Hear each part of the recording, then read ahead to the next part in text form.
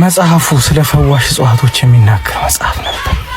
የሚገርምሽ ሁልጊዜ ለህዝብ ጥቅም የሚሰራው መጽሐፉን ስፖንሰር ያደረገው ዳሽን ባንክ እንዴት ራሱን በማዘመን አንድ እርምጃ ቀድሞ እንደ ዳሽን ተራራ በከፍታ ላይ መቀመጥ እንደሚችል ያኔ ወደፊት ራእዩን የመጽሐፉ የመጀመሪያ ገጽ ላይ አስቀምጦት ነበር።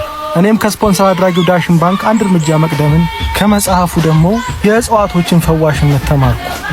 የኔውድ አባዬ አባሳይ ደርሰንልሃል። እሺ ከመጠመዱ በፊት ያነሳው ቃ ነበር እንዴ? አዎ የሆነ ነገር እያነሳ ነበር።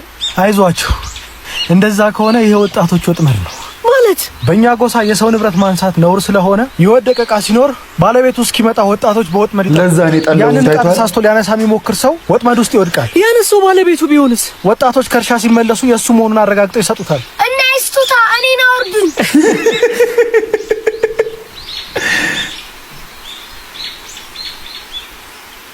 ዳነ ልጁ እሷ ባጌኔ ነች። ያንተ ከሆነ ውስጡ ምን አለው? ስልክ አለው።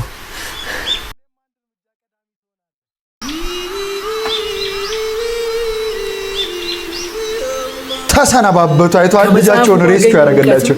ከ30 ዓመት በፊት ታዳጊ የነበረው ኦላላ አሁን ከነ ማህበረሰቡ አንድ እርምጃ ቀድሞ የኔ አይነቱን መፍትሄ ፈላጊ በታማኝነት ራሱ በገነባው ዘመናዊ ዓለም ውስጥ በጥበቡ እያገለገለ በከፍታ ይኖራል። እንዲህ ነው እንጂ በቂ እኮ ምን አይነት ድራማዎች ነው ግን ድሮፕ የምታረጊው አንቺ ጨሴዎች ሰው። እኔ ቁጭ ብዬ ይሄ ሲኒማቶግራፊው ስክሪፕቱ ሁሉ ነገሩ እኔ ያስጨበጨበ ፊልም ትችላለህ ያረደ ልጅ ባርኮትን እየገባችሁ ማለት ነው። በቃ አንተ ትችላለህ ትለያለህ እያላችሁ ኮሜንት ላይ ጻፉለት ያረዳ ልጆች።